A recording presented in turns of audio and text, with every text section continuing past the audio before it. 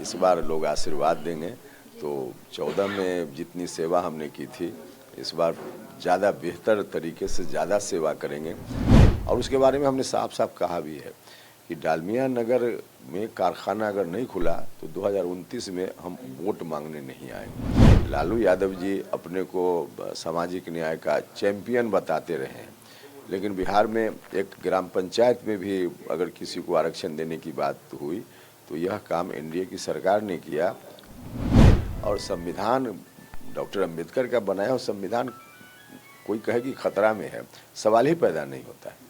नमस्कार, आप देख रहे हैं फर्स्ट बिहार झारखंड और मैं आपके साथ वंदना।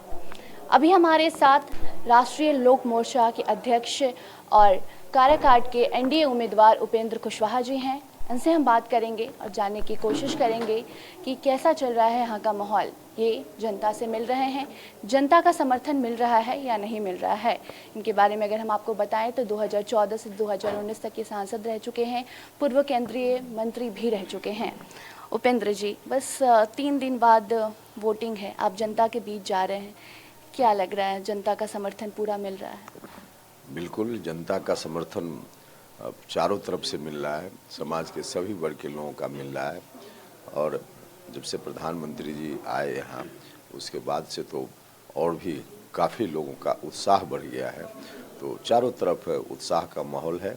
नरेंद्र मोदी जी को प्रधानमंत्री बनाने के लिए सब लोग बेताब हैं कि 1 जून कब आए और सिलेंडर छाप पर हम बटन दबाएं और नरेंद्र मोदी जी भारत के प्रधानमंत्री बन पाए। उपेंद्र जी, आप इससे पहले भी यहाँ के सांसद रह चुके हैं 2014 से 2019 तक।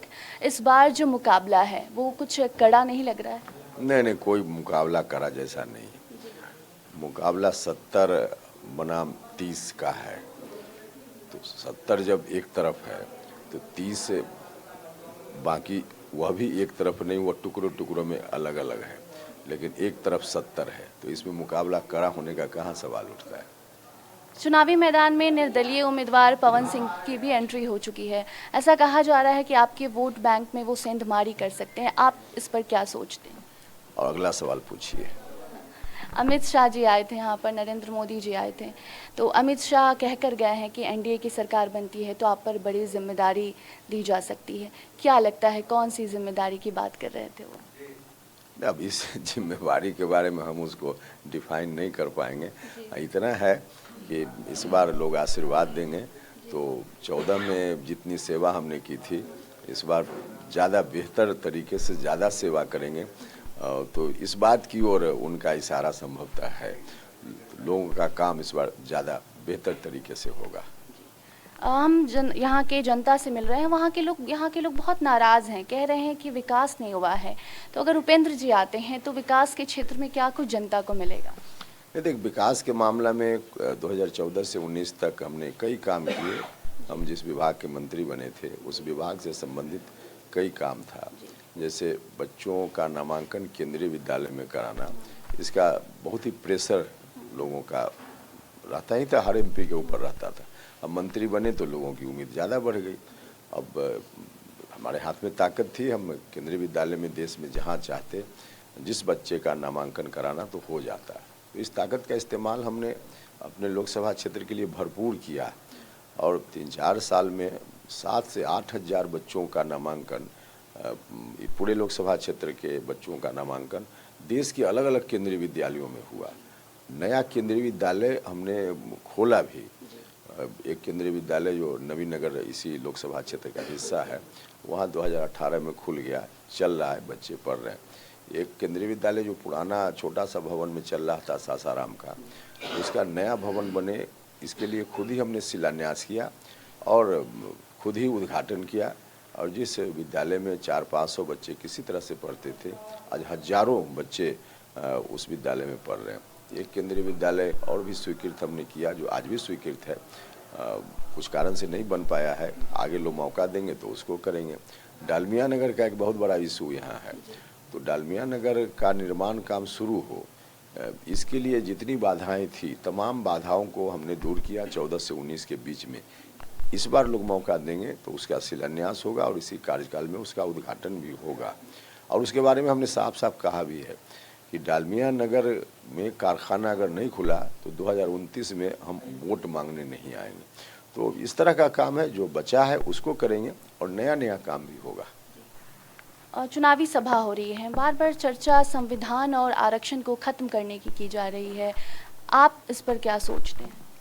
देखिए, बिल्कुल फालतू की बातें हैं। जो लोग आरक्षण खत्म करने की बात कर रहे हैं, उन लोगों ने कभी आरक्षण देने की बात तो की नहीं।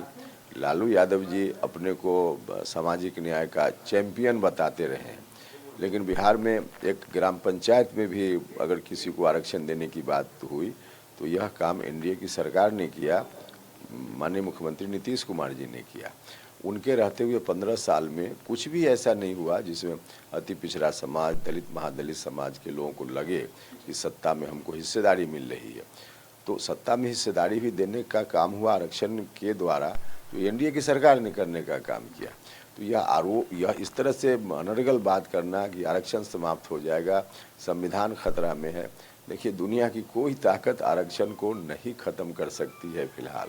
और संविधान डॉक्टर अंबेडकर का बनाया हुआ संविधान कोई कहे कि खतरा में है, सवाल ही पैदा नहीं होता है। बस 3 दिन बाद यहाँ पर वोटिंग है 1 जून को, और उसके बाद मतगणना होगा। क्या लग रहा है इस बार एनडीए 400 पार कर पाएगी? निश्चित रूप से अभी जो देश भर से खबर आ रही है, अब उस देश भर की खबर पर तो अभी हम लोग बहुत ध्यान नहीं दे पाते हैं क्योंकि वक्त का अभाव होता है। लेकिन बिहार में जो सिचुएशन चारों तरफ से दिख रहा है, तो निश्चित रूप से 400 पार का जो आंकड़ा है उसको हम लोग अचीव करेंगे। तो हमारे साथ थे काराकाट के एनडीए उम्मीदवार उपेंद्र कुशवाहा जी। आप सुन रहे थे कि ये अगर यहाँ आते हैं, जनता इन्हें मौका देती है तो जनता के लिए ये क्या कुछ करेंगे। साथ साथ ये भी कह रहे हैं कि अगर ये काम नहीं करेंगे तो दोबारा इन्हें जनता मौका नहीं देगी। ताल ठोक कर ये कह रहे हैं कि जनता को यहाँ की जो है वो फ़ायदा मिलेगा। बाकी अब नतीजे 4 जून को आएंगे, वो परिणाम भी आप तक हम जरूर पहुँचाएंगे। देखते रहिए फर्स्ट बिहार झारखंड। हमारे सहयोगी रौसिफ के साथ मैं वंदना पांडे, धन्यवाद। पनोरमा ग्रुप, जो सोचता है वो करता है, आपके अपने सपनों का आशियाना। ये लो, मुंह मीठा करो। आज मैंने अपना जॉब छोड़ दिया, अब हम पूर्णिया वापस जाएंगे। जॉब छोड़ दिया है? मतलब ये घर कैसे चलेगा? हम करेंगे क्या? और माँ बाबूजी क्या बोलेंगे? इसलिए मैं एक और मिठाई का डब्बा लाया। अपने बिजनेस के लिए लोन अप्रूव हो गया। अरे लोन अप्रूव हो गया वो तो ठीक है, लेकिन पूर्णिया में हम रहेंगे कहाँ? अपना घर भी तो नहीं है वहां।